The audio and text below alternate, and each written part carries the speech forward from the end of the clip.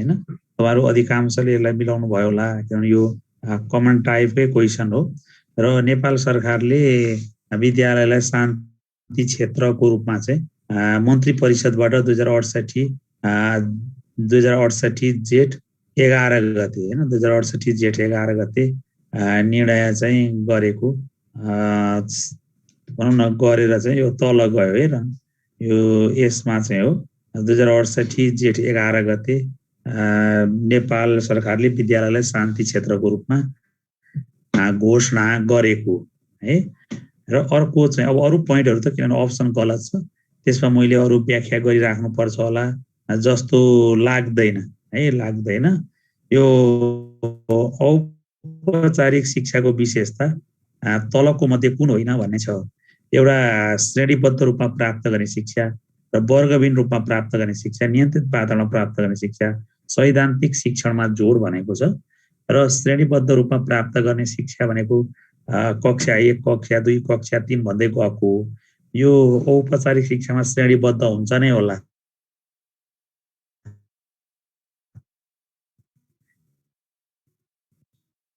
जस्तो लाग्छ मलाई वर्ग र औपचारिक शिक्षामा त वर्ग हुन्छ त्यसैले यहाँ वर्गविहीन नभएको भनेको छ। अनि नियन्त्रित वातावरणमा पनि दिइन्छ कठोर अनुशासनमा दिने हो र सैद्धान्तिक शिक्षणमा पनि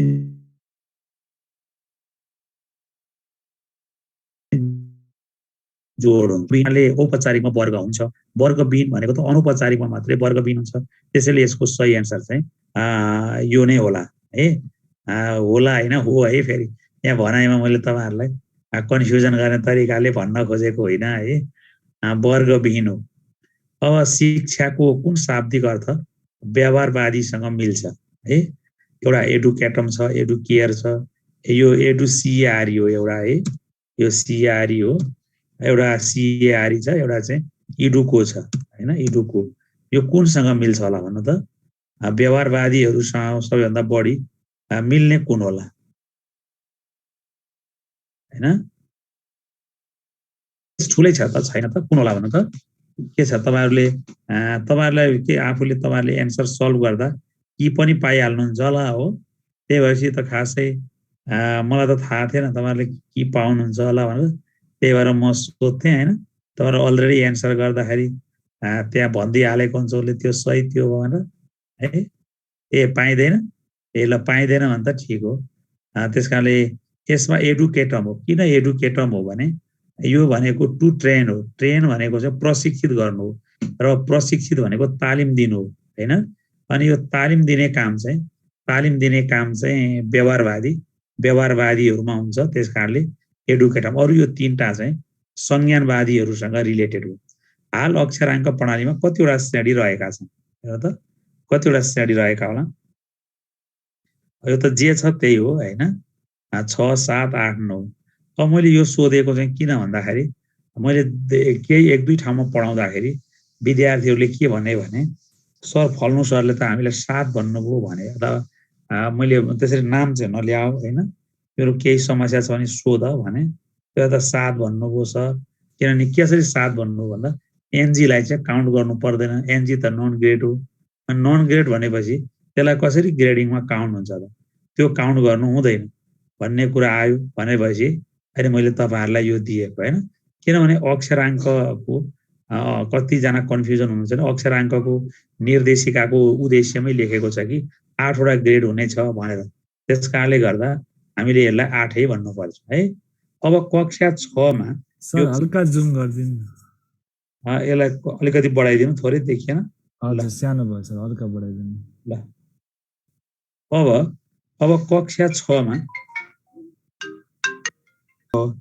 आन्तरिक मूल्याङ्कन कक्षा 6 मा कति रहेको छ भन्ने हो। यो शब्द यताउति परेछ है। कक्षा 6 मा कति प्रतिशत हो आन्तरिक मूल्याङ्कन है। आन्तरिक मूल्याङ्कन कक्षा 6 मा 50% हो। कक्षा 6 मा 50% हो हैन। अब तपाईहरुले 40 पनि पढेको हुन्छ भनेर हो। 40 पुरानो पाठ्यक्रम अनुसार 40 हो हैन। अहिलेको हाम्रो नयाँ पाठ्यक्रमले 50 भनेको छ है। त्यसकारणले त्यसलाई 50 भन्नुपर्छ केही नभनिकन। 40 होइन है। 40 होइन 50 भन्नुपर्छ है। 50 भन्नुपर्छ। आधुनिक सिकाइ अवधारणा अनुसार सिकाइलाई तलको मध्ये दिन कुन दृष्टिकोणबाट हेरिन्छ? ज्ञानको हस्तान्तरण, अनुभवको हस्तान्तरण, प्रशिक्षकको सक्रियता, ज्ञानको विकास। कुनलाई भनिन्छ होला त?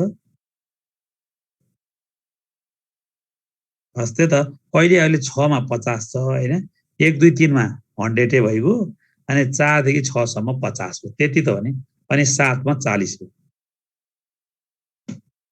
ज्ञानको विकास हो हैन। आधुनिक अर्थमा सिकाइको अवधारणा भनेको ज्ञानलाई बढाउनु हो के, कन्स्ट्रक्टिभिजम हो।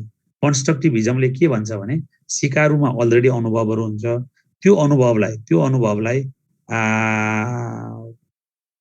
अनुभवलाई के गर्छ भने पुनः अलरेडी उसँग ज्ञान हुन्छ र त्यो अनुभवलाई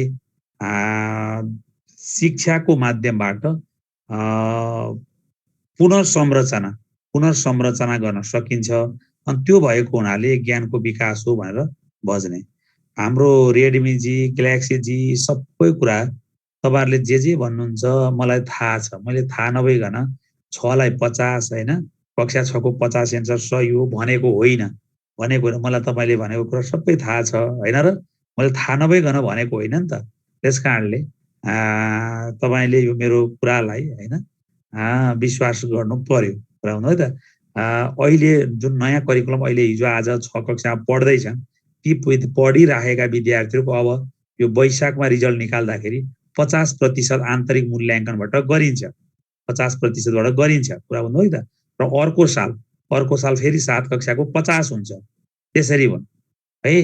कहिलेदेखि चेन्ज भएको भन्दा अहिले यही वर्षको नयाँ करिकुलमले चेन्ज गरेको हैन, अर्को 6 मा 7 हुन्छ, त्यसरी हो। ल अब हामीले के बुझ्नु पर्यो भने यो सिकाइ अनुभवलाई चाहिँ ज्ञानको विकासको रूपमा हामीले हेर्छौं।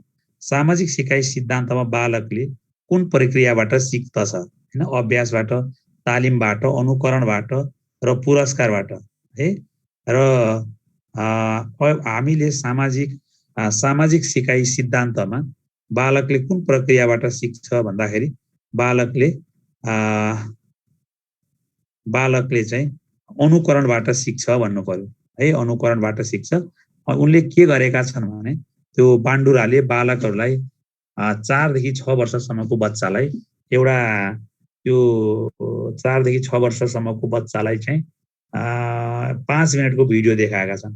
त्यो भिडियोमा के हुन्छ भने एउटा खेलौनालाई नमुना व्यक्तिले मजाले पिटेको छ, पछि बच्चाहरूले त्यही एक्टिभिटिज गर्छन्। त्यसरी चाहिँ यसलाई हामीले त्यो अर्थमा लिनु पर्यो। त्यही भएर उनीहरूले त्यो पिटे किन त भन्दा त्यो देखे नि त, त्यही भएर त्यसलाई भनेको। अब यहाँ सुन्नु, शिक्षाको त्रिआयामिक प्रक्रिया तलको मध्ये कुन दर्शनसँग सम्बन्धित छ है? ल अहिले म देखाउँला है, फेरि पुता माथि जाँदा यता हुन्छ। अहिले देखाउँला प्रगतिवाद हैन, आदर्शवाद, प्रकृतिवाद र आधुनिकतावाद। त्रिआयामिक प्रक्रियाले कसलाई जोड दिन्छ भन्दा हाम्रो साथीले शर्मिलाजीले पनि लेखिसक्नु भएको छ र आदर्शवाद भनेर बीमा पनि लेख्नु भएको छ।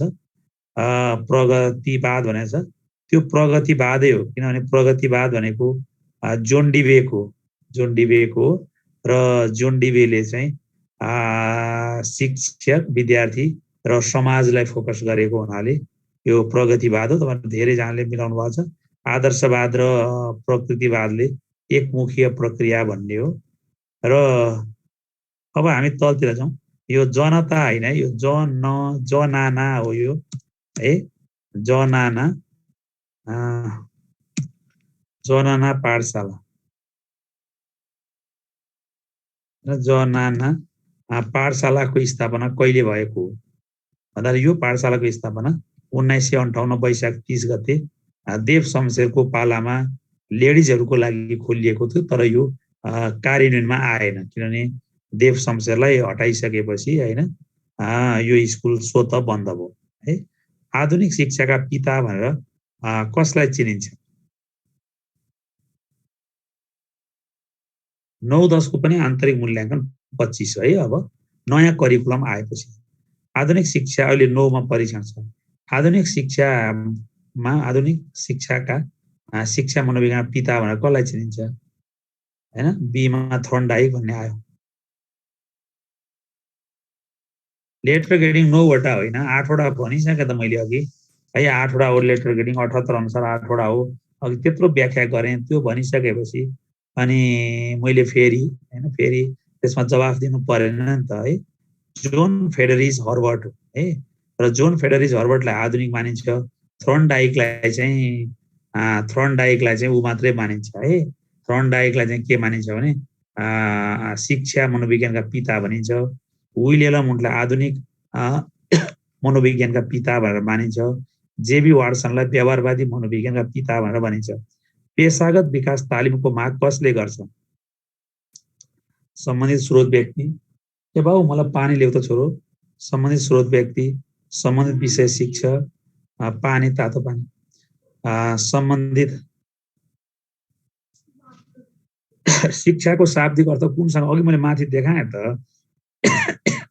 सम्बन्धित विषय शिक्षक सम्बन्धित विद्यालयको इकाइ प्रमुख पेशागत विकास तालिम भनेको सम्बन्धित विषय शिक्षकले माग गर्दछ है सम्बन्धित विषय शिक्षकले माग गर्ने हो र अनि उनीहरूले पठाउने सम्बन्धित विषय शिक्षकले माग गर्ने हो अब यो शिक्षण सिकाइको तौर तरिका सम्बन्धी ज्ञान तलको मध्ये कुन सक्षमतासँग पर्दैन है थ्रोन्डाइक भनेको चाहिँ शिक्षा मनोविज्ञानका पिता हुन् आधुनिकको चाहिँ जोन फेडरिच हर्बर्ट हुन् अनि क्यास त कन्टिन्यू नै छ नि क्यास निष्क्रिय छैन नि क्यास निष्क्रिय छैन निरन्तरको मोडालिटी पो चेन्ज भएको त निरन्तरको मोडालिटी चेन्ज भएको हो नि रेजा लाउने अब तपाईले शिक्षण तौर तरिका सम्बन्धी तलको मध्ये कुन ज्ञान पर्छ भन्दाखेरि चाहिँ अनि भने त मैले मोडर्न साइकोलोजीका पिता त विलियम वुन्ट नै हो त मैले के भने मैले गल्ती भने त तर त्यहाँ हाम्रोमा के छ भने त शिक्षाको छ नि त है शिक्षाको छ नि त त्यहाँ है शोभाजी अब मैले जति व्याख्या गर्नुपर्ने थियो त्यति व्याख्या गरेकै छ होइन जुन पोइन्टको आवश्यक छ होइन बिना आवश्यक कुराको मैले व्याख्या गर्ने कुरा भएन है अब शिक्षण सिकाइका तौर तरिका सम्बन्धी जेबी वाटसन अघि भने त मैले जेबी वाटसन त व्यवहारवादी मनोविज्ञानका पिता हुन् नि त भनेको बेला सुन्ने गर्नु न त्यसो गर्दाखेरि सजिलो हुन्छ नि है अहिले तपाईहरुले माथिको भनेको अब म माथि जाउँ यता तल हुँदैन है त्यसैले भरे लास्टमा गरौँला माथिको जुन प्रश्न भन्नुहुन्छ त्यही शिक्षण सिकाइका तौर तरिका सम्बन्धी यसलाई कसरी तपाईले याद गर्नुहोस् भने शिक्षण सिकाइका तौर तरिका भनेदेखि कसरी हैन कसरी चाहिँ पढाउनु पर्छ हैन कसरी पढाउनु पर्छ भन्ने कुरा हो त्यो भनेपछि पढाइ विधिसँगको कुराहरुसँग रह्यो भनेलाई हामीले हेर्नु पर्यो त्यसकारणले यो सम्बन्धित विषयवस्तुको ज्ञान भनेको विषयवस्तुको ज्ञानसँग सम्बन्धित हो सम्बन्धित विषय अवधारणा पनि हो स्थानीय परिवेश सम्बन्धी ज्ञान भनेको यो 1 नम्बरको विषयवस्तुको ज्ञानसँग सम्बन्धित हो है त्यसपछि यसमा कुन पर्छ त भन्दा नवीनतम शिक्षण प्रविधिसँगको ज्ञान यो चाहिँ शिक्षण सिकाइको तौर तरिका सम्बन्धी ज्ञानमा पर्छ र कक्षा कोठामा शिक्षकले शिक्षण प्रक्रिया सञ्चालन गर्नु अघि तलको मध्ये कुन कुरामा बढी जोड दिनुपर्छ दैनिक पाठ योजना बनाउन कक्षा व्यवस्थापनमा र विषयवस्तुको अध्यापनमा पाठ्यपुस्तकमा के मलाई भन्नु त उसले पढाउनु अघि उसले ध्यान दिनुपर्ने कुरा भनेको त कक्षा कोठा व्यवस्थापनमा ध्यान दिनु पर्यो है कक्षा कोठा व्यवस्थापनमा ध्यान दिनु पर्यो किनभने उसले कक्षाका आवश्यक पर्ने सबै सामग्रीहरूलाई उसले सहज रूपमा मिलाएको हुनु पर्यो हैन कक्षा कोठा व्यवस्थापन भित्रै यो पाठ योजनाका कुराहरू पनि सजिलैसँग हामी बुझ्न सक्छौं त्यसैले त्यो अर्थबाट बुझ्नु पर्यो अब कक्षा 1 मा भर्ना हुने विद्यार्थीको उमेर 5 वर्षको हुने भनी राष्ट्रिय पाठ्यक्रम प्रारूप 2076 मा लेखेको छ यो कक्षा कोठा व्यवस्थापनको दृष्टिले कुनसँग सम्बन्धित होला भाषिक व्यवस्थापन गर्न खोजेको कि सामाजिक व्यवस्थापन गर्न खोजेको कि बौद्धिक व्यवस्थापन गर्न खोजेको कि उमेरको व्यवस्थापन गर्न खोजेको होला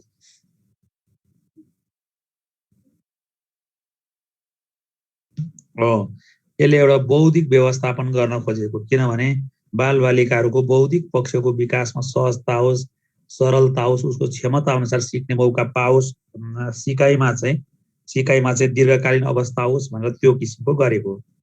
अब अर्कोमा सिकारुले सिकेका विषयवस्तुलाई स्मृति चिन्हमा रूपान्तरित हुने प्रक्रियालाई के भनिन्छ? स्थिरता, धारण, पुनः स्मरण र पहिचान। 64 को हेर्नु त।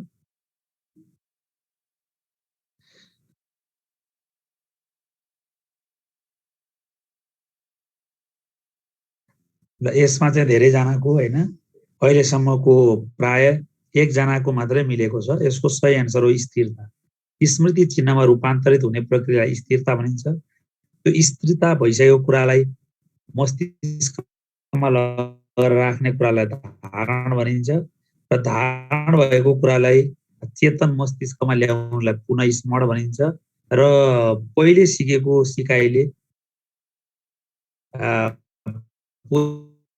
पहिलेको अनुभवले वर्तमान अनुभवलाई चिन्नुलाई पहिलेलाई स्थिरता भनेको उसले सिकेको कुरालाई रूपान्तरित गर्ने प्रक्रिया स्थिरता हो। त्यो रूपान्तरित गरिसकेपछि ब्रेनमा लगेर राख्नु, मस्तिष्कमा लगेर राख्नु धारण हो। धारण भएको कुरालाई चेतन मस्तिष्कमा ल्याउनु पुनः स्मरण हो र वर्तमानको चेतनालाई विगतको चेतनाले चिन्छ भने त्यसलाई पहिचान भनेर भनिन्छ। त्यस कारणले गर्दा यो स्मृति चिन्हमा रूपान्तरित गर्ने प्रक्रिया भनेको स्थिरता हो। यसरी बुझ्नु पर्यो। यसमा हामीले स्थिरतालाई मान्नु पर्यो। अर्कोमा कार्यपरक सम्बन्ध प्रत्यावर्तन सिकाइ सिद्धान्तका आधारमा उपयुक्त कथन तलको मध्ये कुन हो? उद्दीपक। किन यो यता र उति भएछ शब्दहरू है? उद्दीपक प्रतिस्थापन, यो के हो? यो अब यो प्रतिक्रिया सुधार र प्रतिक्रिया अनिश्चित, यो के थियो? श्रृङ्खलाको चक्र। त्यो क्रम चाहिँ उता गएछ है। श्रृङ्खलाको चक्र कुन होला यसमा? चक्र थियो कि एसआर थियो? ल यसको सही एन्सरहरू जे भए पनि सही एन्सर चाहिँ प्रतिक्रिया सुधार हो है। त्यो माथि यसले तपाईहरुलाई धेरै यो बीले तपाईहरुलाई झुक्क्यायो होला। म पनि यहाँ के थियो भन्ने कुरा हो, तर त्यो मलाई लाग्छ श्रृङ्खलाको चक्र भन्ने थियो कि श्रृङ्खलाको एसआर के थियो है। तर जे होस् अब प्रतिक्रिया सुधार हो हैन। प्रतिक्रिया सुधारलाई एसआर भनेको थियो होला हाम्रो डी र एकजनाले एसआर भन्नु सायद त्यही हो कि जस्तो लाग्छ मलाई है। अब किन हैन, प्रतिक्रिया सुधार भनेकोले क्रमिक रूपले सुधार गर्दै लगेको छ नि त कार्यपरक सम्बन्ध प्रत्यावर्तनमा। मुसोले लिभर थिच्दा मात्रै उसले पुनर्बल पायो। अरु प्रतिक्रिया गर्दाखेरि उसले के गर्यो त? पुनर्बल पाएन। अनि नपाइसकेपछि उसले के गर्यो त? जुन ठिक प्रतिक्रिया गर्दा पुनर्बल पाएको थियो त्यही प्रतिक्रियालाई मात्रै उसले चाहिँ सुधार गर्यो। अरु प्रतिक्रियालाई छोड्यो नि, अरु प्रक्रियालाई छोड्यो, त्यसैले हो। अब अघि अर्कोमा जाउँ। अब यो त ऐन नियमको छ। शिक्षा समितिको व्यवस्था शिक्षा ऐनको कुन संशोधनले गरेको भन्नु त? शिक्षा समितिको व्यवस्था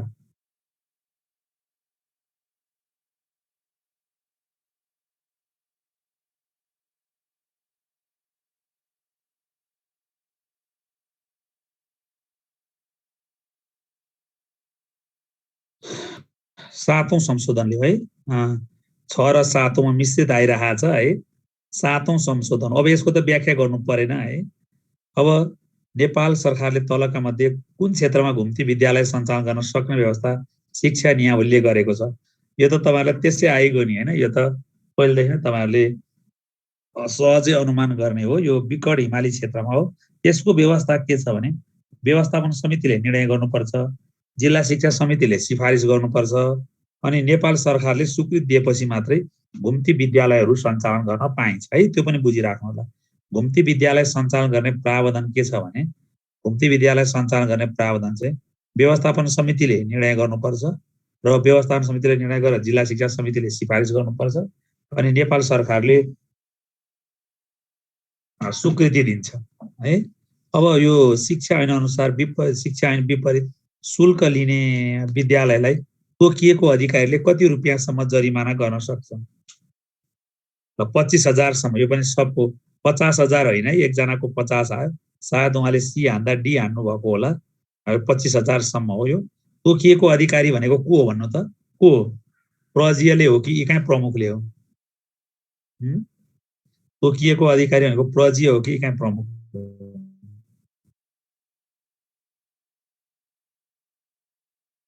इकाइ प्रमुख हो। यहाँ चाहिँ तोकिएको अधिकारी भनेको इकाइ प्रमुख हो है। ल अब अर्को हेर्नु, असाधारण वा अध्ययन बिदा भुक्तान भएको कति दिनभित्र विद्यालयमा हाजिर नहुनेलाई त्यस्ता शिक्षकलाई हटाइन्छ?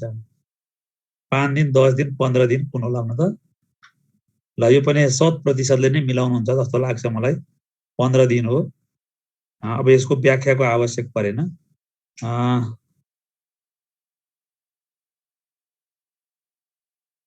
अब कुन प्रश्नलाई दिने उत्तर स्वतन्त्र रूपमा रहेर सीमाभित्र निश्चित गरिन्छ? घुम्ती विद्यालय भनेको व्यवस्थापन समितिले निर्णय गर्नुपर्छ, जिल्ला शिक्षा समितिले सिफारिस गर्नुपर्छ, नेपाल सरकारले स्वीकृति दिन्छ।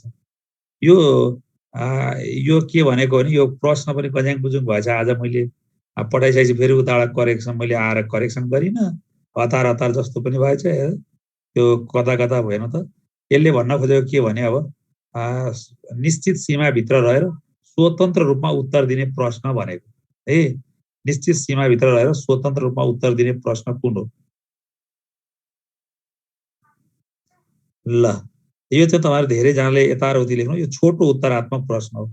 छोटो उत्तरमा के हुन्छ भने निश्चित सीमाभित्र रहेर तपाईले स्वतन्त्र उत्तर दिनुपर्छ है। किनभने तपाईलाई त्यहाँ जेसुकै गफ लेख्न पाइएन।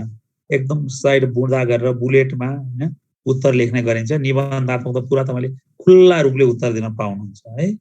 निर्णयात्मक मूल्याङ्कन तल मूल्याङ्कन, निरन्तर गरिने मूल्याङ्कन, शिक्षण सिकाइमा सुधार ल्याउन गरिने मूल्याङ्कन र वर्षको अन्त्यमा शैक्षिक उपलब्धिको लेखाजोखा गर्ने मूल्याङ्कन र माथिका सबै। ल यो पनि 100% ले मिलाउनु हो है। यो सी कै ठिक हो। अब शैक्षिक सत्रको अन्त्यमा विद्यार्थीको प्रमाणपत्रको लागि गरिने मूल्याङ्कन हो। यो शैक्षणिक योजनाको अर्थ तलको मध्ये कुन हो? हेर्नु त।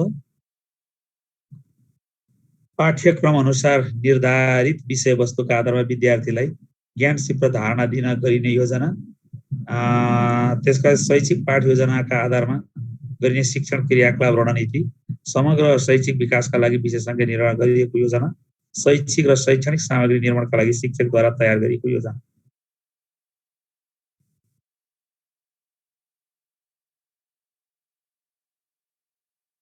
थोरै जनाले मात्र डी भन्नुभयो हैन। यसको सही एन्सर हो ए। शैक्षणिक योजना भनेको के भने पाठ्यक्रमलाई आधार मानेर बनाइएका योजनाहरू जति सबै शैक्षणिक योजना हुन्। शैक्षणिक योजनाले सिकाइलाई बढी फोकस गर्छ, सिकाइको योजना बनाउँछ हैन। तर त्यो केमा आधारित हुन्छ भन्दा पाठ्यक्रममा आधारित हुन्छ। प्रदर्शन विधिको फाइदा कुन होला? हेर्नु त। प्रदर्शनका लागि सामान जुटाउन धेरै समय लागेपछि प्रस्तुति गर्न सजिलो, विद्यार्थीहरूले प्रदर्शन उद्देश्य र शैक्षिक उद्देश्यको मेल नदेखेमा यो विधि प्रभावकारी हुँदैन। बालकको विभिन्न इन्द्रिय सक्रिय भई सिक्ने हुँदा सिकेको विषय नबिर्सिने हुन्छ। समय र परिस्थिति अनुसार प्रदर्शन फरक हुने भएकाले सिकारुले सहजैसँग सिक्छ। ल यो पनि अधिकांशले मिलाउनु भयो है। किनभने यसमा प्रदर्शनमा विद्यार्थीले देख्ने र सुन्ने दुईटै काम हुन्छ। टिचरले प्रदर्शन गर्नुपर्छ विद्यार्थीको अगाडि, शिक्षकले के विद्यार्थीले के गर्छन्? देख्ने र सुन्ने हुन्छन्। त्यसले गर्दा उनीहरूको इन्द्रिय धेरै सक्रिय हुन्छ। कक्षा कोठामा शिक्षण सामग्रीको प्रयोग गर्नुको उद्देश्य कुन हो? विद्यार्थीलाई सिकाउन, विद्यार्थीलाई मूर्त धारणाको विकास गर्न, रमाइलो बनाउन, कुनै पनि होइन।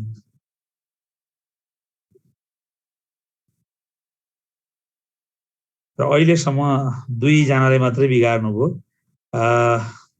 मूर्त धारणा दिन हो।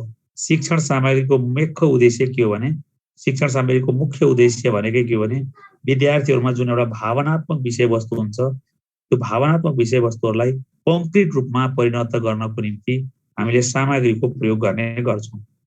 शिक्षण प्रक्रियामा तलको मध्ये कुन आधारमा निर्माण गरिन्छ? शिक्षण प्रक्रिया तलको मध्ये कुन आधारमा निर्माण गरिन्छ? सिकाइका प्रक्रिया र सिकाइ सिद्धान्तका आधारमा, विद्यार्थीको व्यवहारका आधारमा, साधारण तथा विशिष्ट उद्देश्यका आधारमा, शैक्षिक सामग्री र पाठ्यक्रमका उद्देश्यका आधारमा शिक्षण प्रक्रिया तलको मध्ये कुन आधारमा निर्माण गरिन्छ?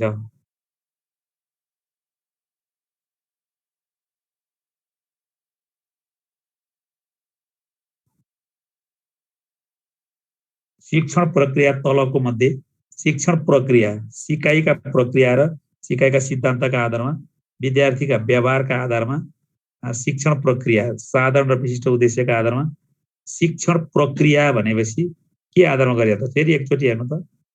शैक्षिक सामग्री पाठ्यक्रमको उद्देश्य शिक्षण प्रक्रिया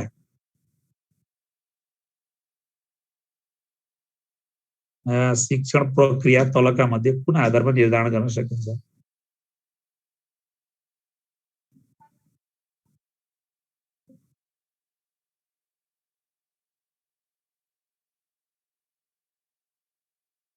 टिचिङ गर्ने प्रक्रिया तलको मध्ये कुन आधारमा? यो सिकाइ प्रक्रिया र सिकाइ सिद्धान्तका आधारमा। ए सही हो है, ए सही हो, ए सही हो। सिकाइ प्रक्रिया र सिकाइ सिद्धान्तका आधारबाट हामी प्रक्रिया छ। शिक्षण प्रक्रिया भनेको कस्तो प्रक्रियाबाट सिकाउने भने त सिद्धान्तले निर्धारण गर्दछ नि त, होइन भन्नु त? सिकाइको प्रक्रियाले निर्धारण गर्दछ, होइन? हाउ टु लर्न भन्ने कुरा त होइन सिद्धान्तसँग रिलेटेड हो नि त, कुन प्रक्रियाबाट सिकाउने। ल अब आधारमा हो कि, त्यस कारणले त्यसलाई अझै आधारमा निर्धारण हुन्छ, हाउ टु लर्न भन्ने कुरा। अब यो कक्षा शिक्षण सिकाइ क्रियाकलाप सञ्चालन गर्दा शिक्षणको माध्यम मध्ये सबैभन्दा प्रभावकारी कुन हो? स्वादको माध्यम, छोएर सिक्ने माध्यम, देखाइको माध्यम, हेराइको माध्यम।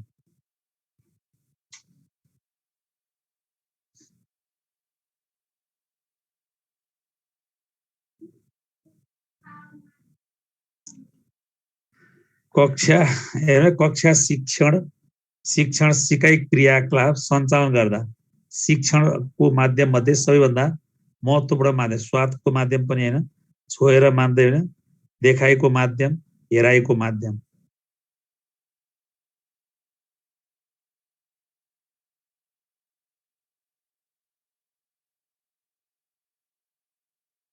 प्रभावकारी माध्यम।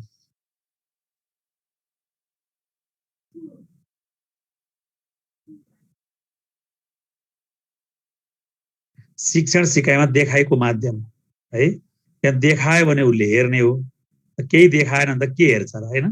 त्यस कारण देखाइको माध्यम चाहिँ सबभन्दा बढी, किनभने देखाइको माध्यमबाट नै हेराइ हुने हो नि त।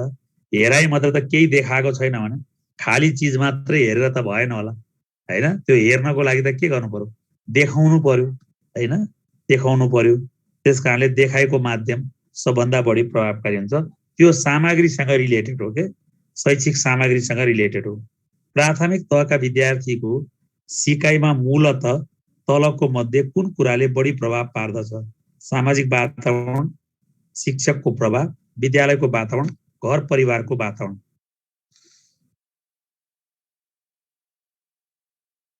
प्राथमिक तहका विद्यार्थीहरूको सिकाइमा मूलत तलको मध्ये कुन कुराले बढी प्रभाव पार्छ? प्राइमेरी लेभलका बच्चाको।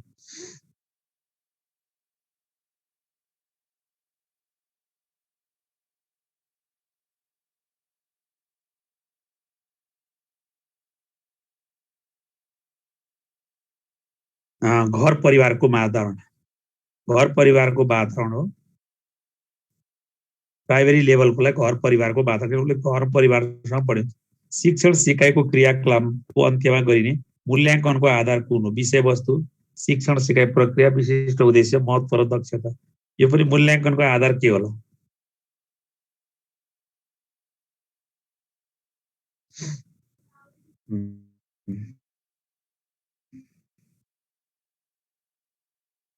यो धेरैले मिलाउनु हो, केहीले बिगार्नु हो, होइन? विशिष्ट उद्देश्य हो।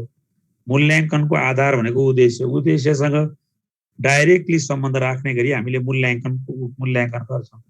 सूचना सञ्चार प्रविधिभित्र पर्ने पक्ष तलको मध्ये कुन हो? Radio, internet. यो त सजिलो हो, होइन? माथिका सबै सूचना सञ्चार प्रविधिभित्र पर्यो, व्याख्या पनि गर्नु परेन। कुनै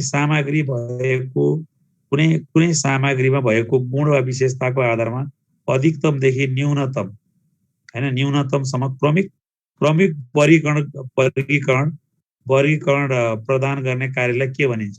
वर्गीकरण भनेदेखि क्रमिक रूपमा भनेपछि अर्डर भयो हैन क्रमिक भनेको त अर्डर भयो अर्डर भनेको क्रमागत भयो नाम रूपी भनेको नाम मात्रै राख्ने त्यसको अर्थ भएन अन्तरालले ग्याप पनि थाहा पाउने भयो हैन र अनि अनुपातले दुई विद्यार्थीको प्राप्ताङ्कलाई रेसियो गरेर देखाउने भयो 81 को के होला सामान्यतः शैक्षिक मापनको कुन स्केल प्रयोग गरिन्छ 81 को सी अन्तराल हो है यो शैक्षिक क्षेत्रमा प्रयोग गरिने स्केल भनेको अन्तराल स्केल हो है अन्तराल किन ग्याप पनि थाहा हुन्छ फर्स्ट डिभिजन सेकेन्ड डिभिजन भन्यो भने फर्स्ट डिभिजन कति सेकेन्ड डिभिजन कति त्यो पनि थाहा हुन्छ प्रश्न निर्माण गर्दा अपनाउनु पर्ने चरण मध्ये तलको कुन हैन लक्ष्य परिभाषित गर्नु उद्देश्य परिभाषित गर्नु विषयवस्तुको विशिष्टीकरण प्रश्न पत्रको ब्लुप्रिन्ट तयार गर्नु कुन हैन होला प्रश्न निर्माण गर्दा अपनाउनु पर्ने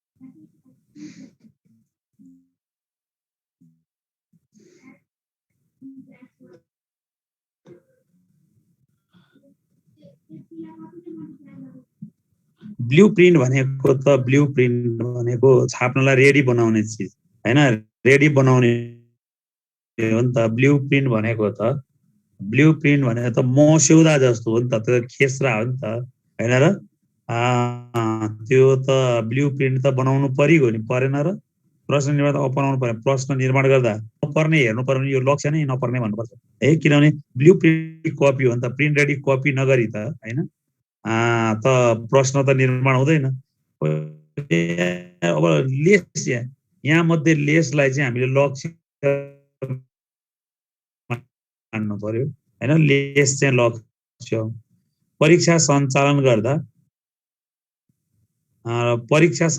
गर्दा ध्यान दिनुपर्ने कुराहरू तत्तरको रूपरेखा पहिले नै तयार गर्नु परीक्षा भवनको वातावरण शिक्षकले पालना गर्ने नियम परीक्षा सञ्चालन गर्दा ध्यान दिनुपर्ने परीक्षाको समय ध्यान दिनु पर्यो यो नै हो यसमा अब यो पनि पर्न चाहिँ पर्छ हैन तर अब यहाँ मध्येको लेस यही हो जस्तो वस्तुगत प्रश्नमा हो भने त सञ्चालन गर्नुभन्दा अगाडि नै तयार गर्नु पर्यो तर सञ्चालन गरिरहेको बेलामा त ध्यान दिनु परेन हैन अगाडि चाहिँ तयार गर्नु पर्यो तर परीक्षा भइराखेको बेला यो कुरा इम्पोर्टेन्ट भएन है अनि निबन्धात्मक प्रश्नको मुख्य कमजोरी कुन हो राम्रो प्रभाव खर्चालु हेलो इफेक्ट जाँच लिन सजिलो यो त मलाई लाग्छ तपाईले सजिलै मिलाउनु भयो यसमा हेलो इफेक्ट नै हो सबभन्दा बढी कमजोरी भनेकै हेलो इफेक्ट हो विद्यार्थीको भाव अभिव्यक्ति विचार आदि परीक्षणका लागि कुन परीक्षा उपयोगी मानिन्छ विद्यार्थीको भाव अभिव्यक्ति विचार यो त निबन्धात्मक भइगयो नि हैन किनभने विद्यार्थीले आफ्नो स्वतन्त्र रूपमा मौलिक रूपमा उत्तर दिन सक्छन्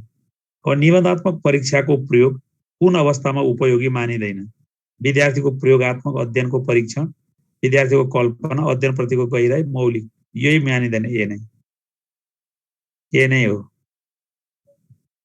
अब विश्वसनीयता प्रभाव पार्ने आन्तरिक तत्त्व कुन हो परीक्षणको लम्बाइ समूह विचरणशीलता परीक्षाको अन्दाज वातावरणीय अवस्था भनेपछि यो सबै बाहिरी हुने यो तीनटा हैन यो परीक्षाको लम्बाइ चाहिँ आन्तरिक हो तर धेरैले मिलाउनु भएको छ रचनात्मक वैधता सँग तलका मध्ये कुन सम्बन्धित छ पाठ्यक्रम क्षेत्र मनोवैज्ञानिक क्षेत्र अनुमानात्मक क्षेत्र शिक्षण क्षेत्र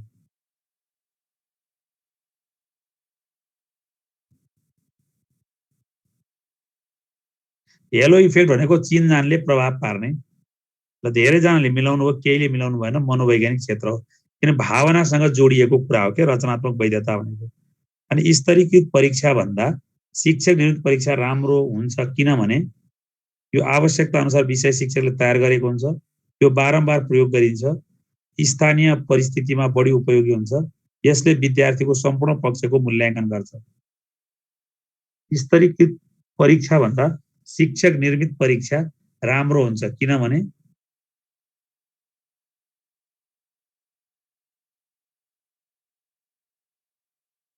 हैन EFT को मूल्याङ्कनको शाब्दिक अर्थ तलको मध्ये कुन हो? विद्यार्थीको उपलब्धिको लेखाजोखा गर्नु, विद्यार्थीको कमजोरी पत्ता लगाउनु, निरन्तर मूल्याङ्कन प्रगति माप। लेखाजोखा गर्नु यो पनि 100% ले मिलाउनु भयो। मूल्याङ्कनले विद्यार्थीको कुन कुन पक्षको मापन गर्छ? आचरण, व्यक्तित्व, सिकाइ, उपलब्धि, सुधार, शारीरिक, मानसिक, सामाजिक, नैतिक, विषयवस्तु सम्बन्धित पक्ष।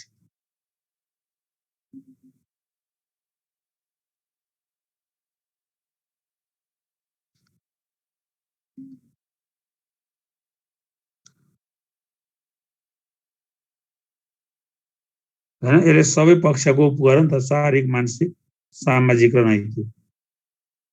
शिक्षा विभागबाट बालमैत्री विद्यालय प्रारूप 2067 अनुसार कक्षा कोठा व्यवस्थापन मापदण्डमा प्रति विद्यार्थी न्यूनतम क्षेत्रफल कति हुनुपर्छ? 0.7 न्यूनतम 0.75 छ, अपेक्षित 1 छ। सामान्यतः प्रति विद्यार्थी क्षेत्रफल कति हुनुपर्छ माविमा? 1 वर्ग मिटर। यो त ऐन नियममा त्यही छ हैन, निमावि र मावि 1 वर्ग, अरुलाई 0.75। उपचारात्मक शिक्षण सिकाइबाट सम्बोधन गर्न सकिने समस्या तलको मध्ये कुन हो? उपचारात्मक शिक्षण सिकाइबाट पाठको सन्देश नबुझ्ने समस्या, प्रश्न समाधान गर्न नसक्ने समस्या, सिकाइ वातावरणसँग सम्बन्धित मनोसामाजिक तनाव, माथिका सबै। समस्यामा आधारित विविधता भित्र पर्दैन। समस्यामा आधारित विविधता भित्र पर्दैन।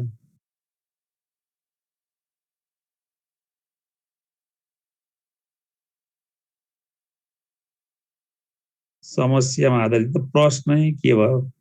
प्रश्न यता र उति भए जस्तो छ। समस्यामा आधारित विविधता भित्र पर्दैन। समस्यामा आधारित विविधता तलको कुन चाहिँ यो समस्यामा आधारित विविधता भित्र पर्दैन? हैन वास्तविक अनुसन्धान र समन्वय, सामग्री उत्पादन र प्रदर्शनबाट, खोज र समस्या समाधान गर्ने सिपको विकास, प्रश्न निर्देशित बहुविधामा विकेन्द्रित।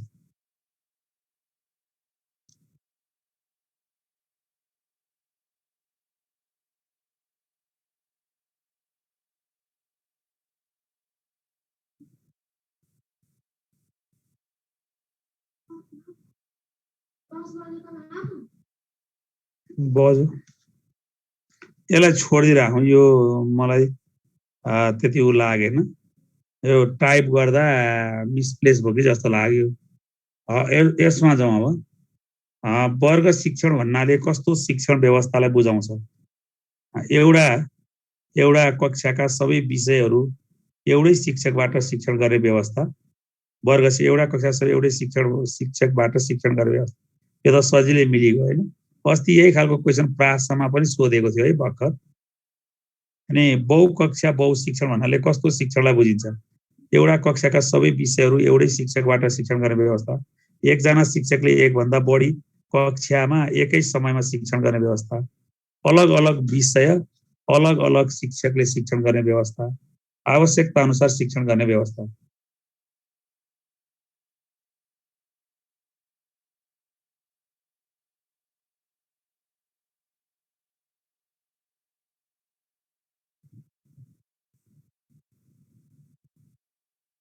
यसको सही एन्सर हो बी।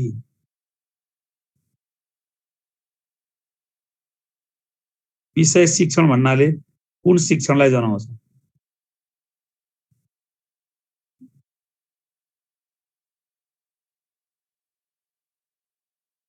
विषय शिक्षण भनेको एउटा शिक्षकले विभिन्न कक्षाका एउटै विषय पढाउनु पर्यो। अलग अलग विषय अलग अलग शिक्षकले शिक्षण। अब यसमा चाहिँ अब सी नै ठिक मान्नु पर्यो। तर मेन डेफिनेसन भनेको के हो भने एउटा शिक्षकले विभिन्न कक्षामा एउटै विषय पढाउनु चाहिँ विषय शिक्षण हो। विद्यार्थीको स्तरलाई ध्यान राखी 2 वा 2 भन्दा बढी कक्षाहरूका विद्यार्थीलाई एउटै कक्षामा राखेर पठन पाठन गराउने शिक्षण व्यवस्थालाई तल स्तरलाई ध्यान राखी भने चाहिँ के हुन्छ? विद्यार्थीको स्तरलाई ध्यानमा राखी 2 वा 2 भन्दा बढी कक्षाका विद्यार्थीहरूलाई एउटै कक्षामा राखी पठन पाठन गर्ने शिक्षण व्यवस्था।